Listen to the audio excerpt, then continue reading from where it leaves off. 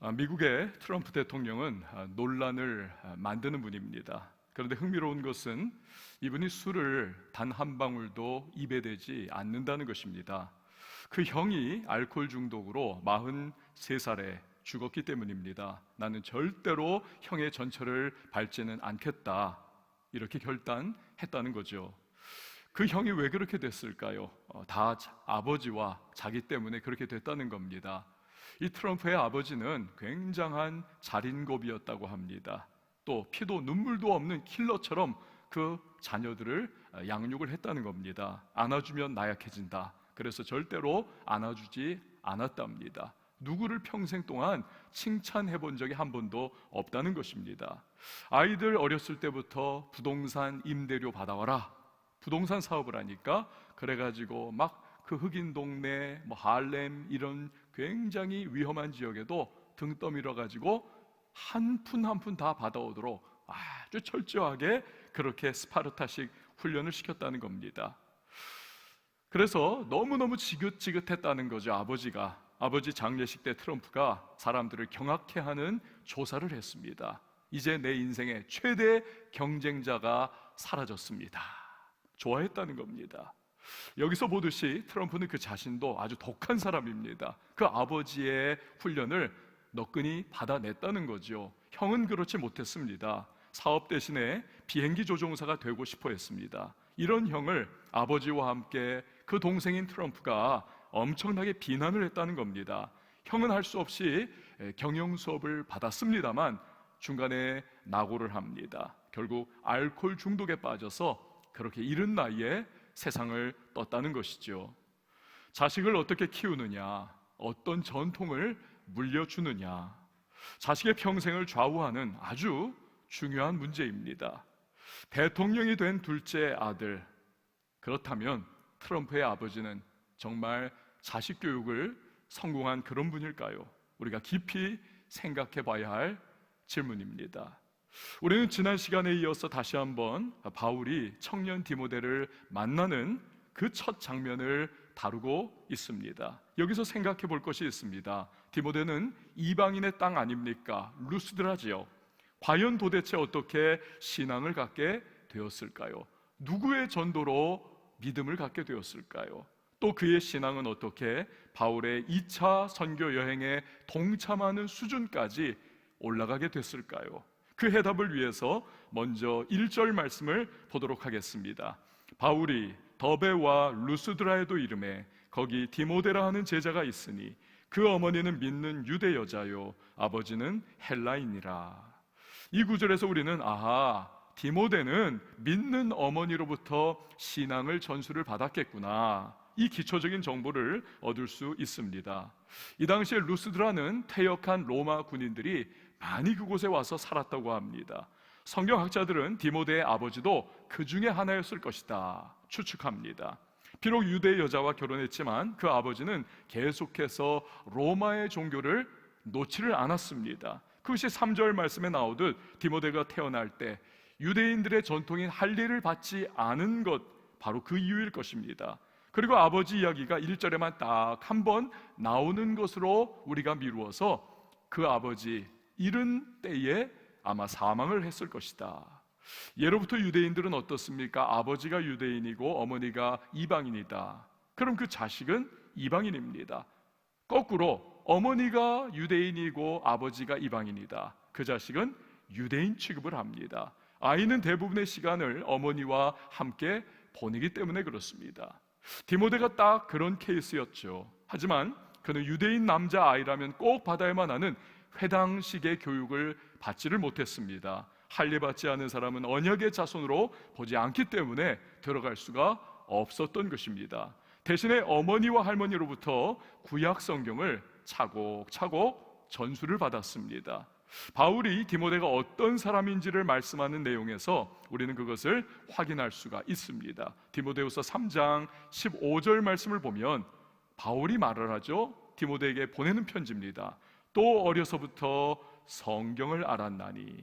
디모데야, 너는 어려서부터 성경을 알지 않았느냐. 자, 그런데 아마도 바울이 1차 선교 여행으로 루스드라에 갔을 때에 그 어머니가 복음 전하는 메시지를 듣고 예수 그리스도를 영접한 것 같습니다. 그때부터 열심히 어머니가 신앙생활을 합니다. 청소년기 맞은 디모데에게 전수를 합니다. 디모데 후서 1장 5절 말씀에 보면 이는 내 속에 거짓이 없는 믿음이 있음을 생각함이라. 이 믿음은 먼저 내 외조모 로이스와 내 어머니 유니게 속에 있더니 내 속에도 있는 줄을 확신하노라. 디모데는 전수받은 그 신앙, 열심히 신앙생활을 합니다. 약 21살쯤엔 주변 성도들에게 칭찬이 자자한 건실한 청년이 되는 것이죠. 2절 말씀에 보니까 디모데는 루스드라와 이고니온에 있는 형제들에게 칭찬받는 자다, 칭찬을 받는 자다. 그리고 2차 선교여행으로 루스드라를 찾은 바울의 눈에 마침 뜨이게 되더라는 것입니다.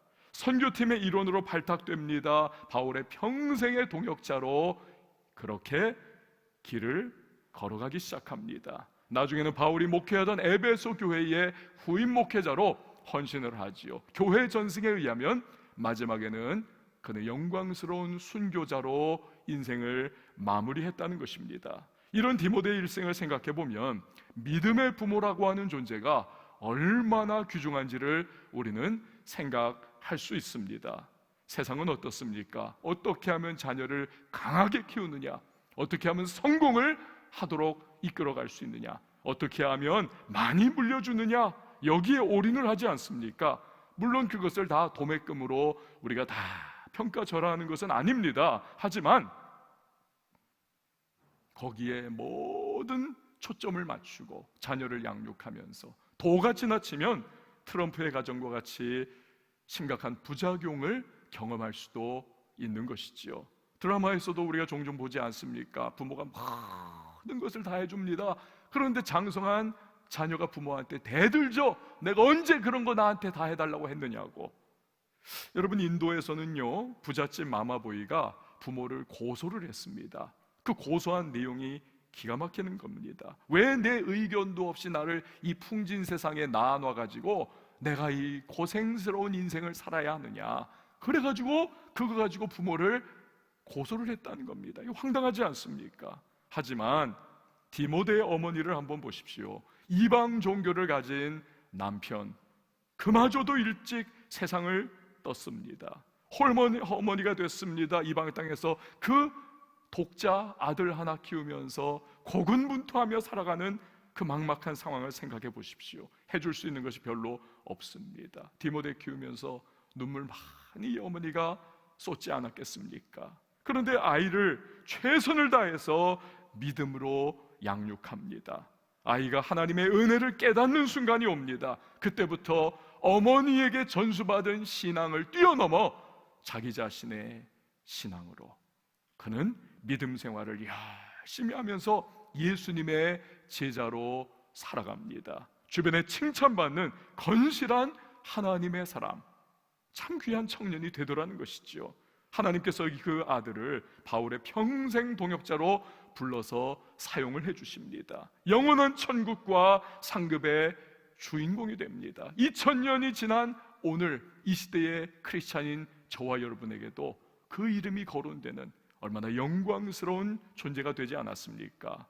여러분, 오늘 이 시대의 성도님들 자녀 문제로 쉽지 않은 그러한 시간들을 보내고 있지 않습니까? 아프리카의 어느 부족에게 이런 속담이 있습니다. 아이를 키우려면 온 동네에 노력이 필요하다.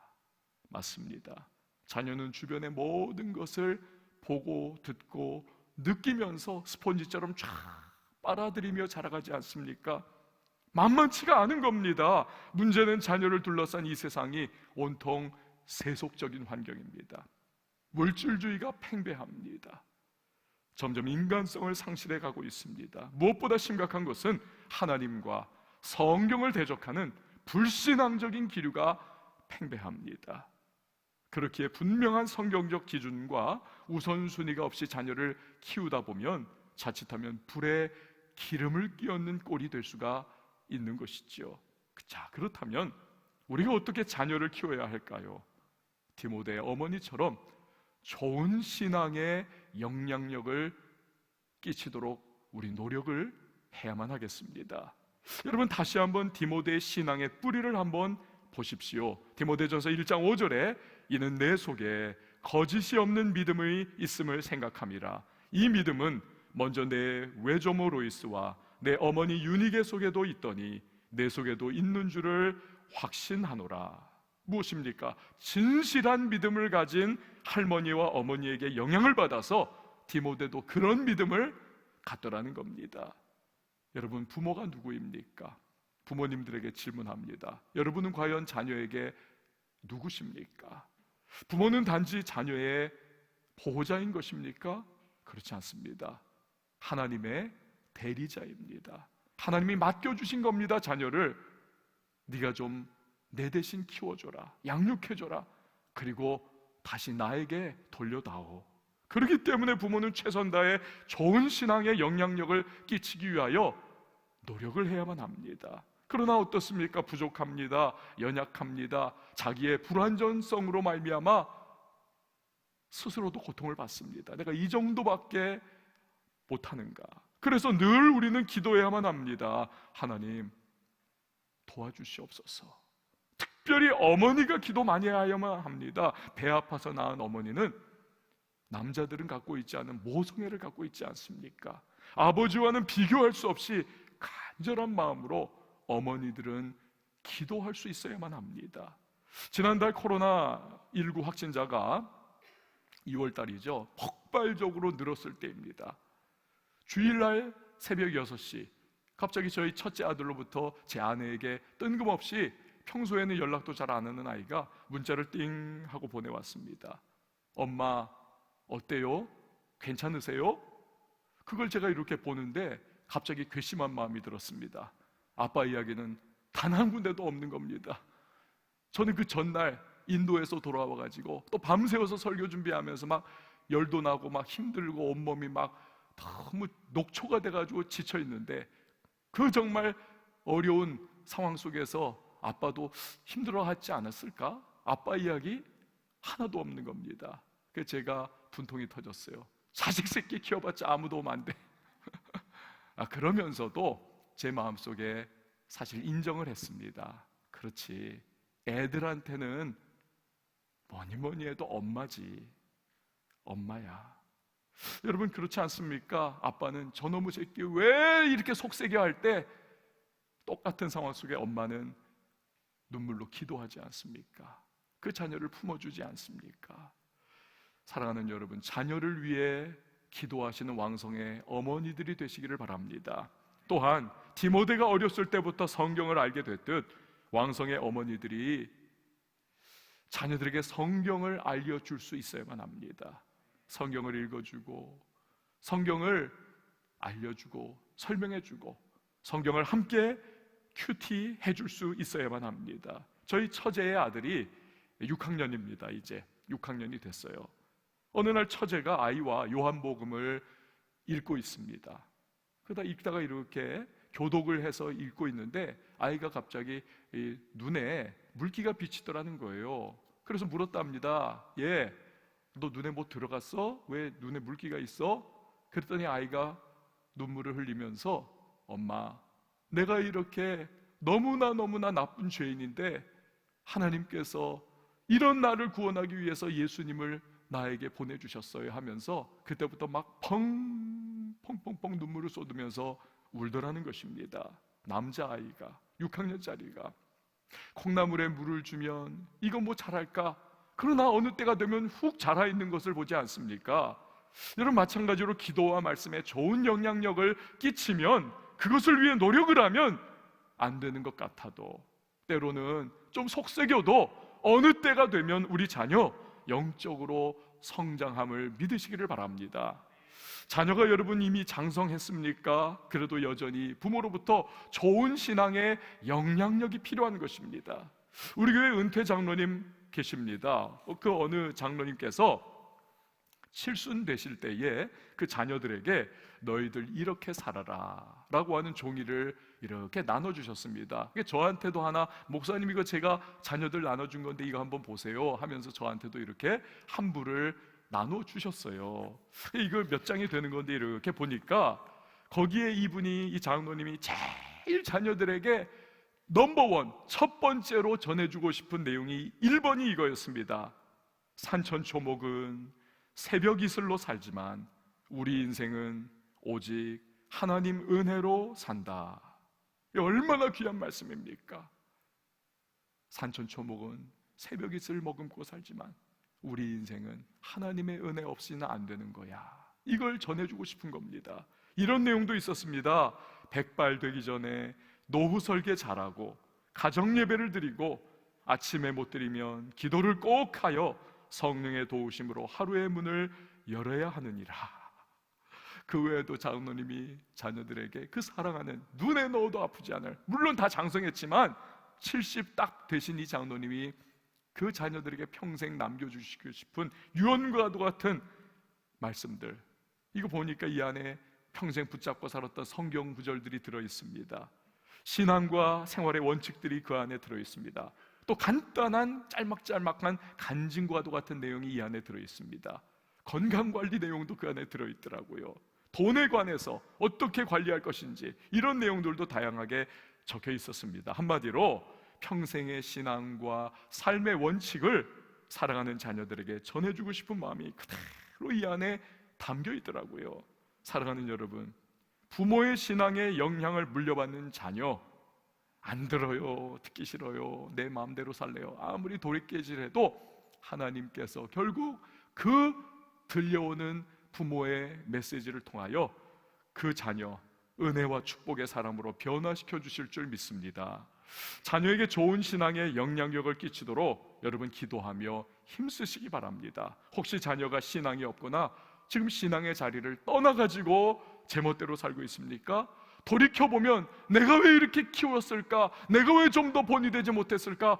후회가 막급합니까? 포기하지 마십시오. 지금부터라도 주님의 도우심을 구하면서 다시 시작하십시오.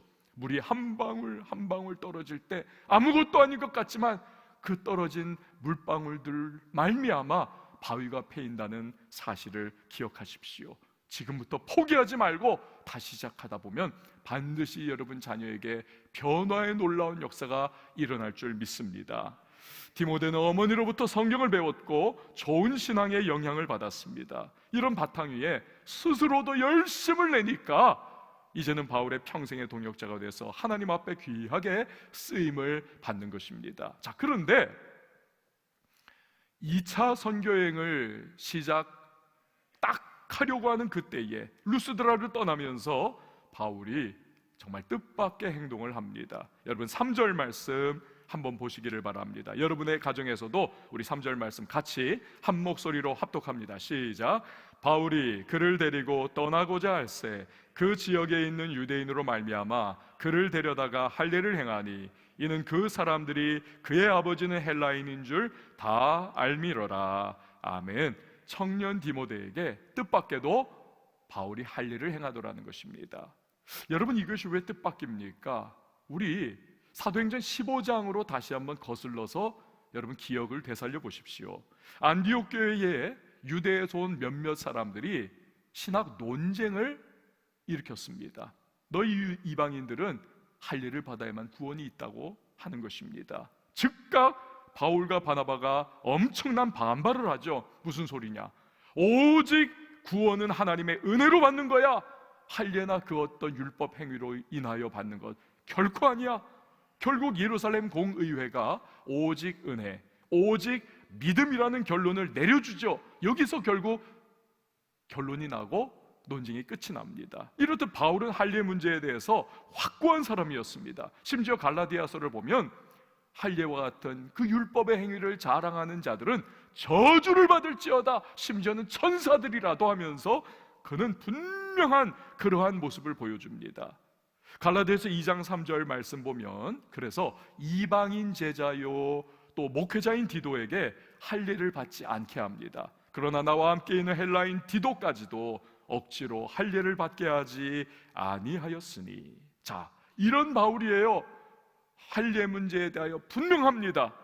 그런데 디모데에게는 할례를 받게 하더라는 겁니다. 여러분 이거 이율배반인가요? 이중인격입니까? 상황과 환경에 적당히 타협 하자는 것입니까? 그렇지 않습니다. 바울에게 있어서 이 문제는 소위 아디아포라라고 하는 문제인 것입니다. 아디아포라. 여러분, 이 무슨 뜻이냐 하면 성경에서 명백하게 이거는 너희가 해야만 하느니라, 이 명령하신 것을 헬라어로 디아포라라고 합니다. 디아포라.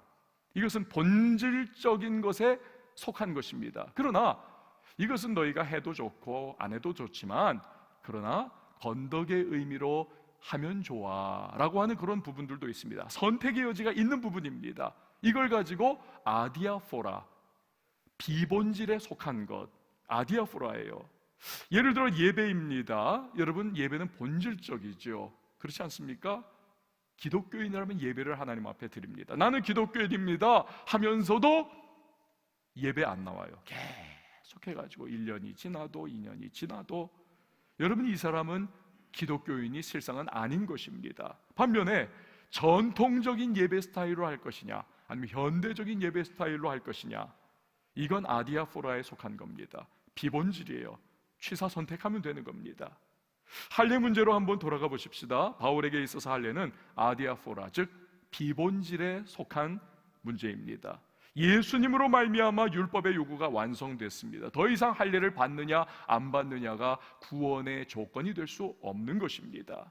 대신에 오직 은혜, 오직 믿음인 줄 믿습니다. 그래서 헬라인 디도에게는 할례 받지 마라, 받을 필요 없다, 이렇게 한 겁니다. 그러나 디모데는 달라요. 바울은 어느 곳을 가든지 가장 먼저 유대인의 회당을 찾는 것이 그의 선교의 전략이었습니다. 왜요?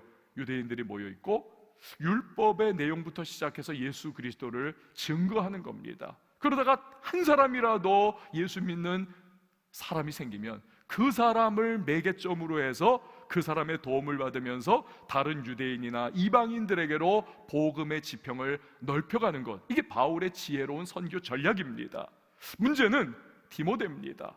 헬라인 아버지가 아닙니까? 그리고 정통 유대인의 후손과는 약간 얼굴이 다를 거예요. 유대인이 아닌 헬라인의 외모가 약간 풍미가 그렇게 섞여 나올 겁니다. 그러니까 사람들의 눈에 띄어요. 게다가 할례가 없습니다. 회당에 들어갈 수가 없는 것입니다. 할례 받지 않은 것이 복음 전파하는 데 있어서 걸림돌이 됩니다. 그러니 디모데야, 이건 아디아포라, 즉 비본질에 속한 부분이니까 너 할례 받아라.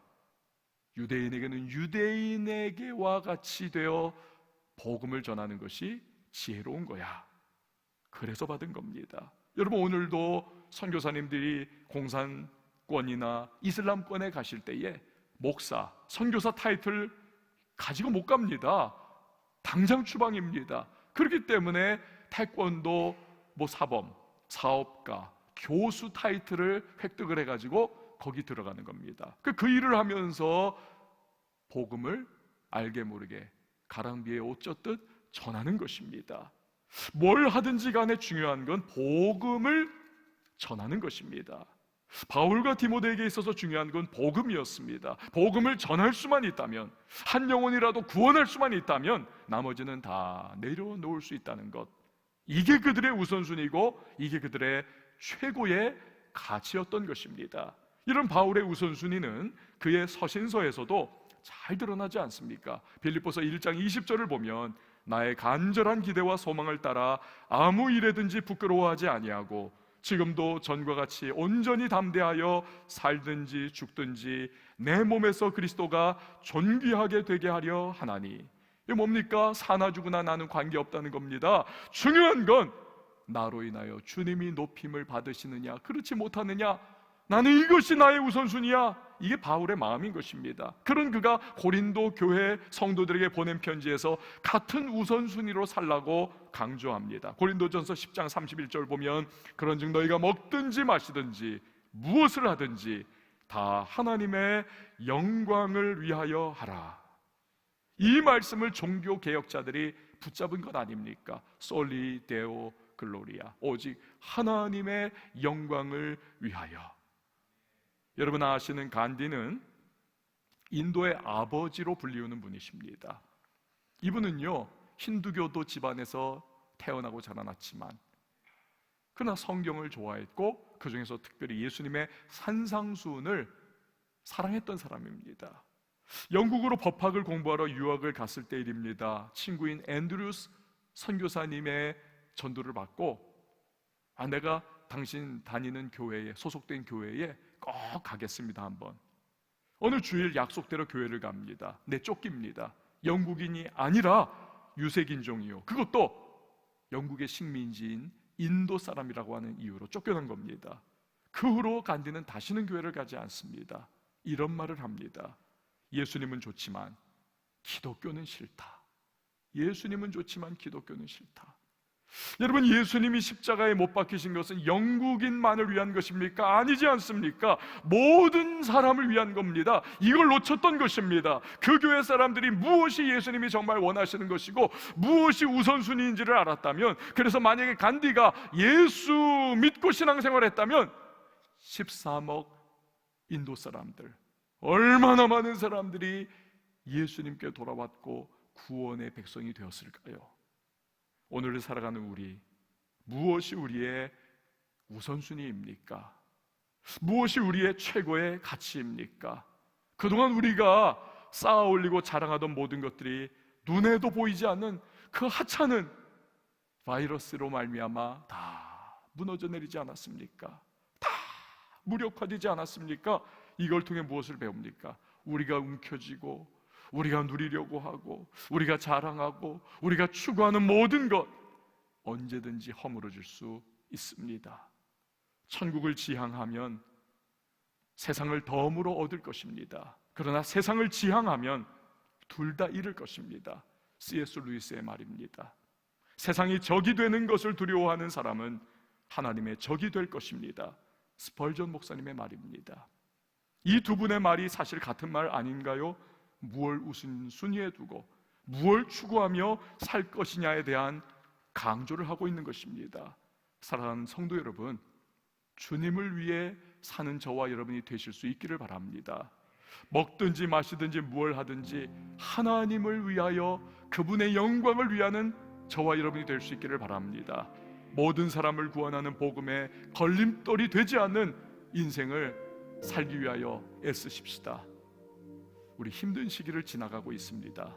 하지만 이런 상황 통해서 세미한 음성으로 우리의 영혼에 말씀하시는 너 어떻게 살아가고 있었니? 하나님의 음성을 들을 수 있는 저와 여러분이 될 수 있기를 주님의 이름으로 축원을 드립니다. 여러분, 이 시간 우리 같이 찬양할 텐데요, 무엇을 원하고 계십니까? 무엇을 바라고 계십니까? 여러분의 지금 기도의 제목은 과연 무엇입니까? 무엇이 여러분의 우선순위입니까? 자녀를 위한 우선순위, 가정을 위한 우선순위, 또 여러분의 인생을 위한 우선순위는 과연 지금 무엇인가요? 하나님이 과연 그것을 들으신다면 여러분 어떻게 반응하실까요? 우리 오늘 이 찬양을 부르시면서 또 우리 말씀에 반응하시면서 같이 기도할 텐데요, 이 찬양이 우리의 기도의 제목뿐 아니라 우리의 삶의 모습이 되실 수 있기를 바랍니다. 함께 찬양하겠습니다. 이 세상을 살아가는 동안에 나의 힘을 의지할 수 없으니 기도하고 낙심하지 말 것을 주께서 참 소망이 되심이라. 하나님의 꿈이 나의 비전이 되고 예수님의 성품이 나의 인격이 되고 성령님의 권능이 나의 능력이 되길 원하고 바라고 기도합니다. 다시 한 번 더 찬양합니다. 이 세상을 살아가는 동안에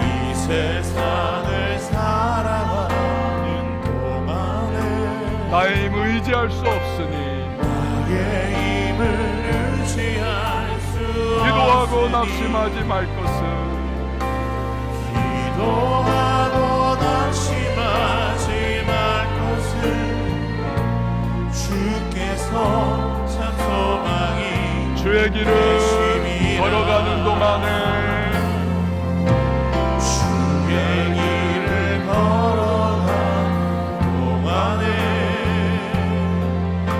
세상의 것 의지할 수 없으니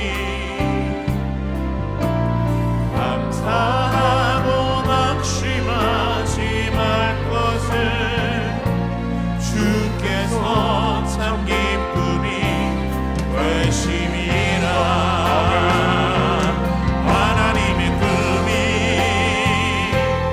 나의 비전이 되고 예수님의 성품이 나의 인격이 되고 성령님의 권능이 나의 능력이 되길 원하고 바라고 하나님의 꿈이 내 비전이 되고 하나님의 꿈이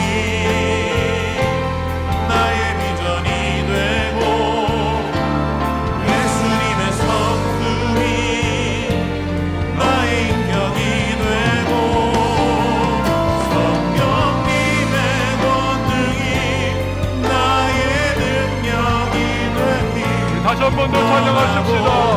하나님의 꿈이 나의 비전이 되고 하나님의 꿈이 나의 비전이 되고 예수님의 성품이 나의 인격이 되고 성령님의 권능이 나의 능력이 되길 원하고 바라고 바라고 기도합니다.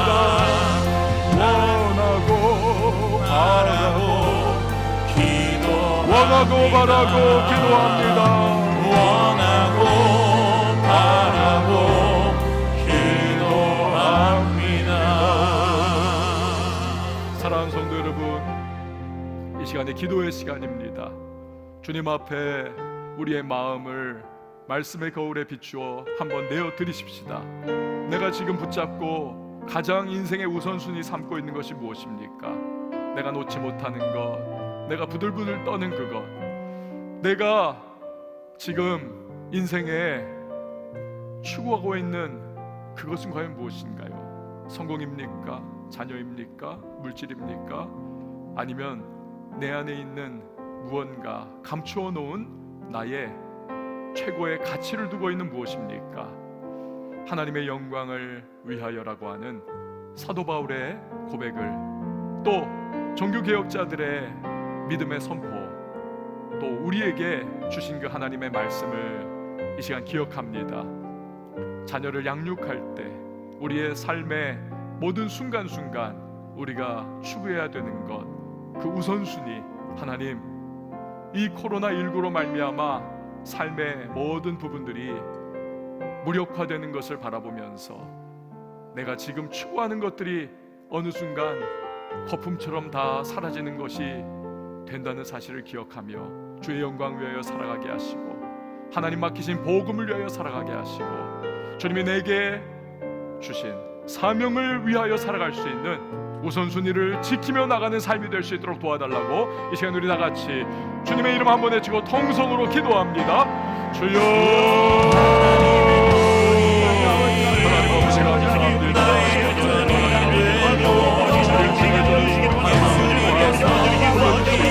각자의 자리 가운데서 하나님 앞에 말씀 나누고 기도하시는 주님 감사합니다. 하나님의 꿈이 나의 인격이 되게 하시고 주님의 마음이 나의 인격이 되게 하시고 성령님의 능력이 나의 하나님 힘이 되게 하시고 새해가 하나님 아버지 모든 것에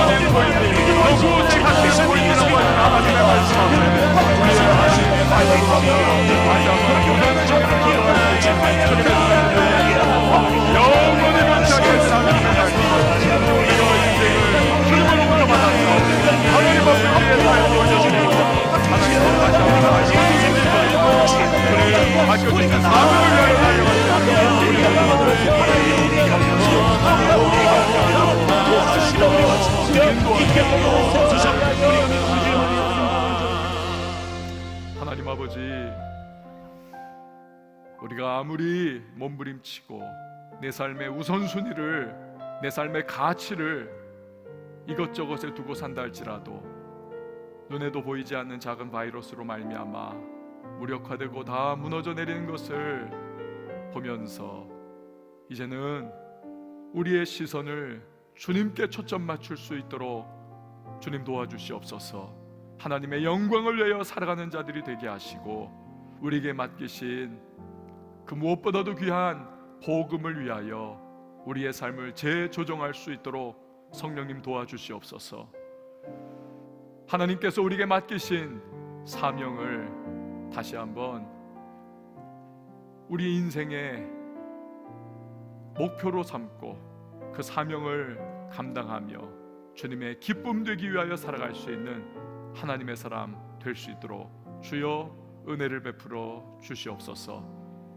주님 붙잡으면 모든 것이 따라오지만 다른 많은 모든 것 붙잡으면 그것도 놓치고 주님도 놓친다는 사실을 기억하면서 우리의 삶의 우선순위 주님이요 사명이요 복음이요 하나님의 영광 되게 하여 주시옵소서. 예수님의 이름으로 기도하옵나이다. 아멘.